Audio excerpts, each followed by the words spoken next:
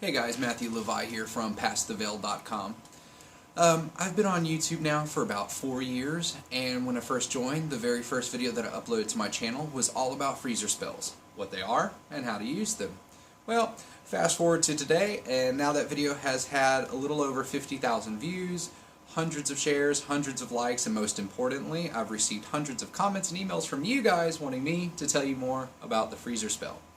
So instead of taking the time to try to get to each individual comment and email, I decided that it was probably best to try and narrow it down to the 3 most commonly asked questions that I've received regarding this work, and then just to answer those questions in one video. So that's what we're doing here today. Now, before we dive in, if you're unfamiliar with the freezer spell work, or you haven't watched my freezer spell video, I recommend you check out the link in the description below. Go watch that video first, and then come back and watch this one. Trust me, if you do it in that order, it will make so much more sense to you. Now, if you are familiar with this work, let's dive in. So what are the 3 most commonly asked questions that I receive regarding the freezer spell work? Well, those 3 are how to properly dispose of the freezer spell work, when to properly dispose of the freezer spell work, and can the freezer spell work be used for love work? Okay, so let's go over the first one. How to properly dispose of the freezer spell work. Well, this is done very similar to how you would dispose of any other magical working that you partake in that you need to dispose of. There are numerous ways of doing this, hundreds even, and most magical practitioners usually have 1 or 2 preferred methods of doing this. But today I'm going to share with you my method for disposing of this specific work. So if I were to do this freezer spell work, first what I would do is verify that it worked, and verify that I no longer need it around. I would then pull it from my freezer, go to the local woods, look for a big live tree. I would open the back, I would leave the ice at the base of the tree, break open the ice with either a hammer, a railroad spike, or another heavy object. I would then retrieve the name paper from the ice. I would allow that to dry out, set it on fire, gather the ashes with my dominant hand, the hand that I write with, and blow it to the 4 cardinal directions, north, east, south, and west. Then what I would do is allow the ice to melt and water the tree, grab the bag, head home, throw away the bag, spell is done. Pretty simple, right? Well, it is simple, but each step in this process is also symbolic of something. When you break the ice, what you're doing is you're giving a universal sign that you wish to break the link between yourself and that work, or that you no longer have need of that energy and are giving it back to the universe. Okay? When you set the name paper on fire and scatter the ashes to the 4 directions, it's very much for the same purpose. The reason that you leave the ice at the base of the tree and allow it to melt is because essentially whenever you do spell work, what you're doing is you're creating a reservoir of energy.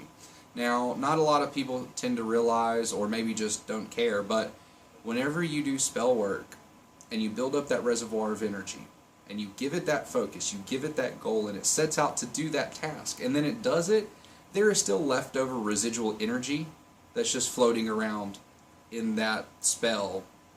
So that's obviously not a good thing to have in your house. Stagnant energy can build up, it can wreak havoc in your life, and all sorts of nasty stuff. So you want to get rid of it. However, there's really not much that you can do with stagnant, negative, or lifeless energy. So you give it back to the earth. So when you place that ice at the base of the tree, you allow it to melt, it turns to water, and then it waters the tree. Essentially what the earth is doing is it's taking a stagnant, dead, negative energy and turning it into a positive energy for growth through feeding that tree. And as far as throwing away the bag is concerned, 9 times out of 10 in most spell work, the vessel that you contain your contents in is going to be useless. It's going to serve no other purpose other than holding those contents. Now, this doesn't hold true for things like mojo hands and sweetening jars and things of that nature, but for this it does. So, on to the second question. When do you properly dispose of the freezer spell work? Well, this one is a little bit of a trickier question because it really is determined on a case-by-case basis. It just really depends on what you have going on in that situation. you typically want to perform the work, let it run its course for about a week or two, and then after that, for a few days or for even a week, monitor the activities around you. So what I mean by this is if you're targeting a specific person and a specific action, then what you're going to want to do is you're going to want to kind of keep your eyes on that person and keep your eyes on that person's actions and see if they have greatly diminished. If they have, it's a safe bet that you can go ahead and dispose of the work. If you would rather have a quicker confirmation, then you can also perform divination. So, if you're not sure of what all signs to look for, then just send me an email, we can chat about it, and I can fill you in on the gaps in that. But for the most part, all you're really looking for is the person still doing what they're doing? That's it. Now, to the third and final question. Can freezer spells be used for love work? Well, yes and no.